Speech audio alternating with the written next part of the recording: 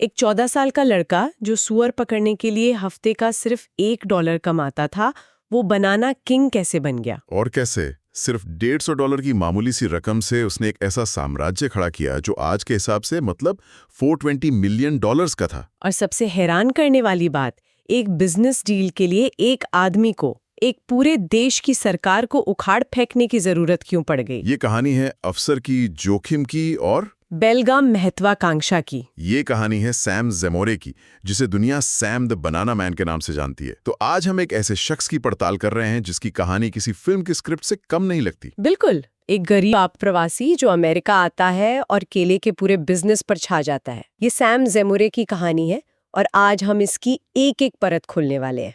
तो चलिए शुरू से शुरू करते हैं। ये सफर कहाँ से शुरू होता है? हाँ, तो इसकी शुरुआत होती है 1877 में रूस के एक बेहद गरीब यहूदी परिवार से।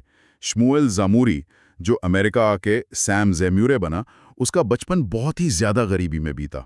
अच्छा। उसके पिता की मौत जल्दी हो गई और 14 साल की उम्र में वो अकेला ही अमेरिका के लिए निकल पड़ा।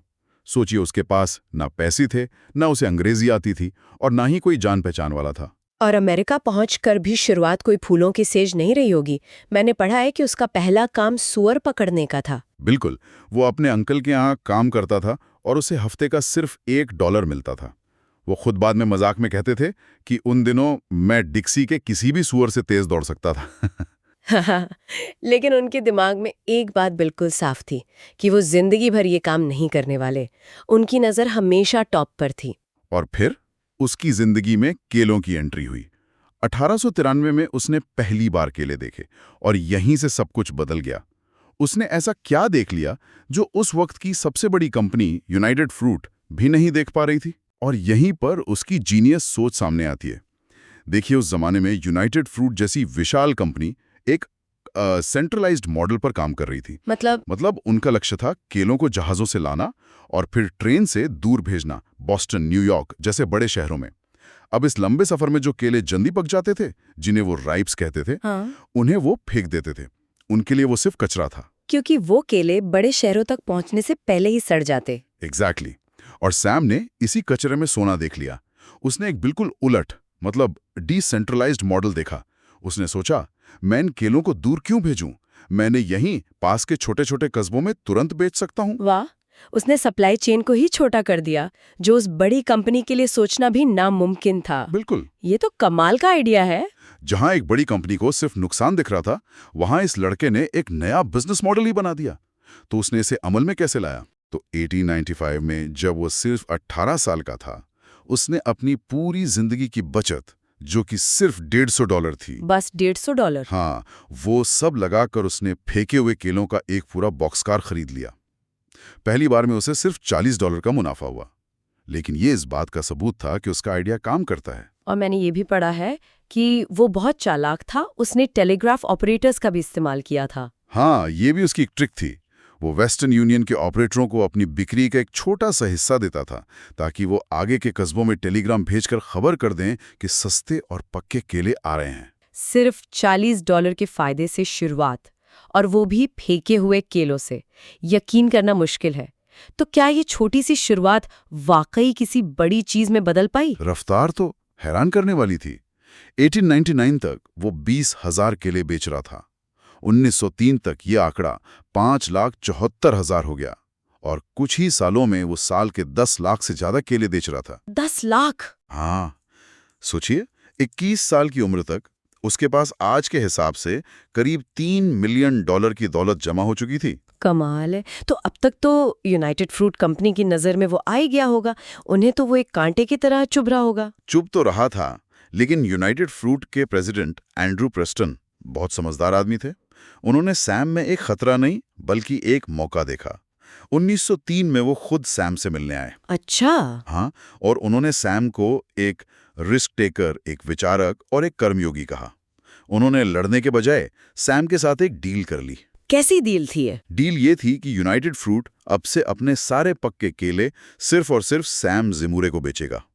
इस एक डील ने सैम के छोटे से बिजनेस को एक मजबूत और भरोसेमंद सप्लाई दे दी। मतलब जो पहले उसका सबसे बड़ा कॉम्पिटिटर था, अब वही उसका सबसे बड़ा सप्लायर बन गया। बिल्कुल।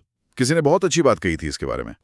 ऐसा था मानो सैम एक साइकिल चला रहा हो और यूनाइटेड फ्रूट एक विशाल सेमी ट्रक था जिसके ठीक पीछे चलकर उसे हवा का दबाव झेलना ही नहीं पड़ रहा था। उसे रफ्तार भी मिल रही थी और सुरक्षा भी। तो अब उसके पास एक मजबूत बिजनेस था, पैसा था, लेकिन सैम ज़ेमुरे सिर्फ दूसरों के फेंके हुए माल पर तो टिकने वाला नहीं था ना। बिल्कुल नहीं। उसकी नजरें अब सीधे केले के खेतों पर थीं। वो सप्लाई चेन में और ऊपर जाना चाहता था। वो सिर्फ डिस्ट्रीब्यूटर नहीं बल्कि प्रोड्यूसर बनना चाहता था। हाँ, वो खेल को कंट्रोल करना चाहता था। 1905 में उसने अपनी खुद की शिपिंग लाइन शुरू की और 1910 में वो सीधा होंडुरास पहुंच गया। वहां उसने कुयामल नदी के किनारे 5000 एकड़ जमीन खरीद ली। 5000 एकड़? हाँ, और वहीं अपनी कंपनी बनाई, कुयामल फ्रूट कंपनी। ये तो बहुत बड़ा दांव था। एक नए देश में जाकर जमीन खरीदना, खेती शुरू करना, इसमें तो जबरदस्त पैसा और हिम्मत लगी होगी। और इसी बात पर उसका अपने पार्टनर एशबिल हबर्ड से झगड़ा हो गया। हार्वर्ड एक पारंपरिक बिजनेसमैन था। उसका मानना था कि वो पहले ही बहुत ज्यादा फैल चुके हैं। मतलब अब और रिस्क नहीं लेना। हाँ, वो चाहता था कि अब कर्ज चुकाकर आराम से बिजनेस करें। लेकिन सैम को पता था कि होंडुरस में इतनी सस्ती और उपजाऊ जमीन खरीदने का मौका दोबारा नहीं मिलेगा। तो उसने अपने पार्टनर की नहीं सुनी। उसने पार्टनरशिप ही तोड़ दी। इतना ही नहीं, उसने अपना बिजनेस बढ़ाने के लिए गैंगस्टरों और साहूकारों से 50% तक के ब्याज पर कर्ज उठाया। 50%? हाँ, वो पूरी तरह से ऑल इन था। अगर होंडुरस का ये दांव फेल हो जाता तो वो सड़क पर आ जाता। तो उसने होंडुरस में जमीन तो खरीद ली, लेकिन ये तो कहानी की सिर्फ शुरुआत थी। वहां की सरकार के साथ उसके रिश्ते कुछ ठीक नहीं थे, राइट? बिल्कुल। और यहाँ से कहानी एक ऐसा मोड़ लेती है जो मतलब अविश्वसनीय है। होंडुरास के जो राष्ट्रपति थे, मिगुएल टेविला, वो अमेरिकी कंपनियों के प्रभाव को कम करना चाहते थे। अच्छा। वो एक ऐसा समझौता कर रहे थे जिससे केले की कंपनियों पर टैक्स बढ़ जाता। सैम ने सरकार से टैक्स में छूट मांगी, जो कि ठुकरा दी गई। अच्छा, मतलब एक कानूनी या टैक्स से जुड़ी समस्या थी। ये तो आम बात है जब कोई कंपनी दूसरे देश में काम करती है। हाँ, लेकिन सैम ज़ेमुरे का समस्या सुलझाने का तरीका आम नहीं था।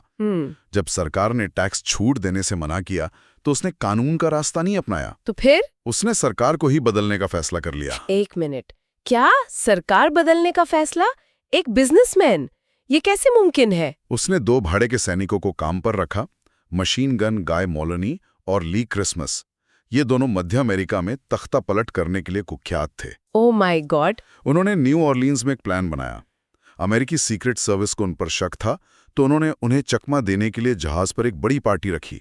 शराब, नाच गाना सब चल रहा था। और इस पार्टी की आड़ में? बिल्कुल, इस पार्टी की आड़ में उन्होंने जहाज पर मशीन गन, हजारों राइफलें और 3000 राउंड गोला बारूद लाद दिया और सीधे होंडुरास के लिए निकल पड़े। और 6 हफ्तों के अंदर इन भाड़े के सैनिकों ने राष्ट्रपति डेविला की सरकार को उखाड़ फेंका और सैम के दोस्त मैनुअल बोनीला को नया राष्ट्रपति बना दिया।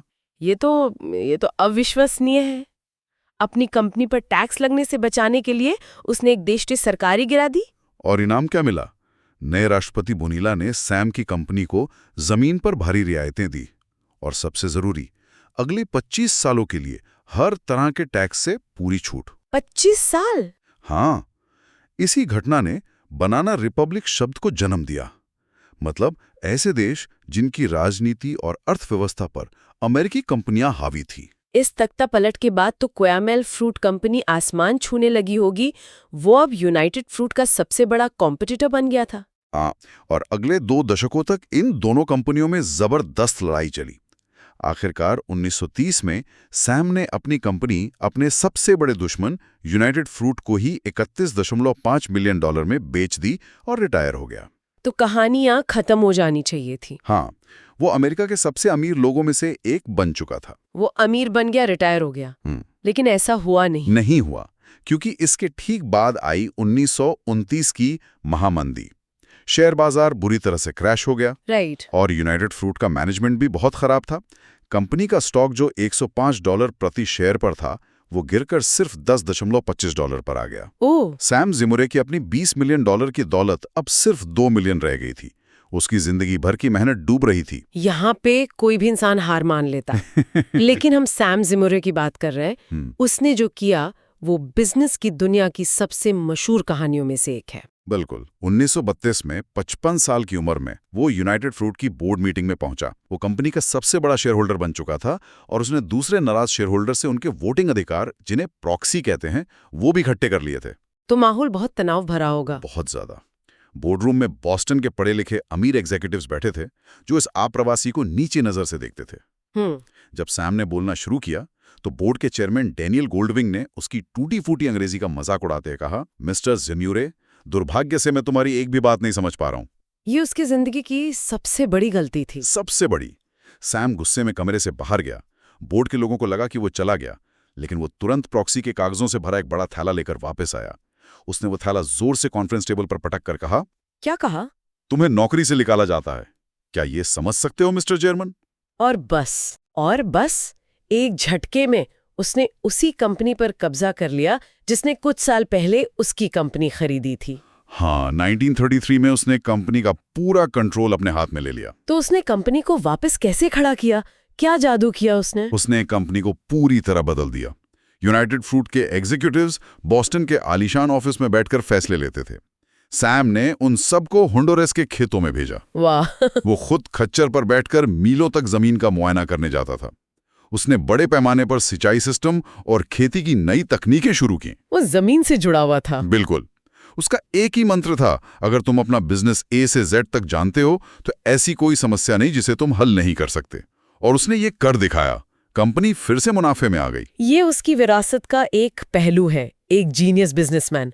लेकिन इसका एक दूसरा स्याह पहलू भी है ना?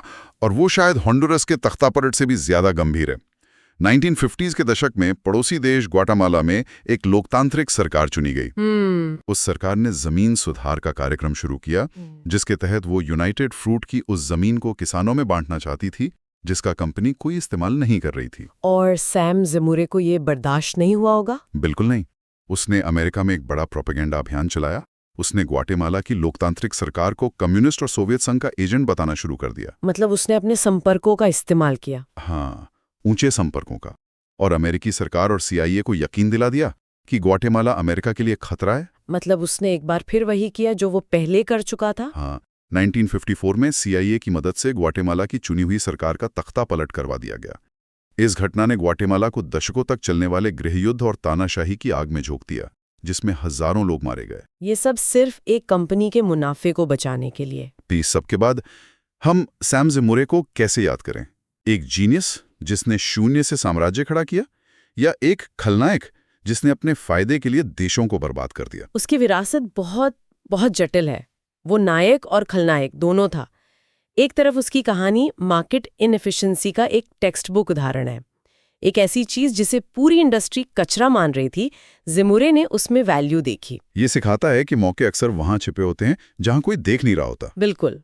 लेकिन दूसरी तरफ उसने ये भी दिखाया कि बेलगाम कॉर्पोरेट पावर कितनी खतरनाक हो सकती है।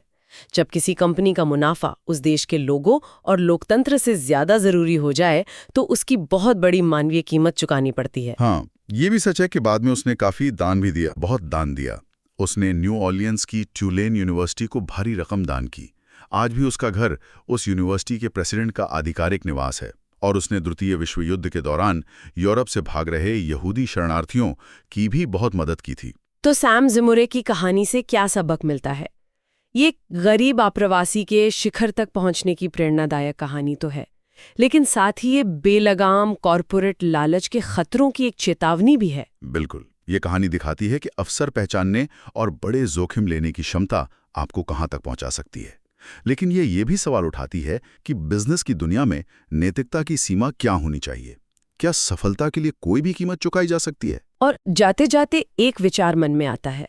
सैम ज़ेमुरे ने जो कुछ खुलेआम किया, तख्ता पलट करवाए, सरकारें गिराईं, क्या आज के दौर की बड़ी कंपनियां वो ही काम ज्यादा छिपे हुए और सोफिस्टिकेटेड तरीकों से, जैसे लॉबिंग या मीडिया को कंट्रोल करके नहीं कर रही हैं?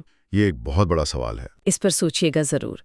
अगर आपको ये गहरी पड़ताल पसंद आई तो इसे लाइक करें, अपनी राय नीचे कमेंट्स में दें और आगे भी ऐसी ही कहानियों के लिए हमें सब्सक्राइब करना ना भूलें। अगली बार मिलते हैं एक नई कहानी के साथ।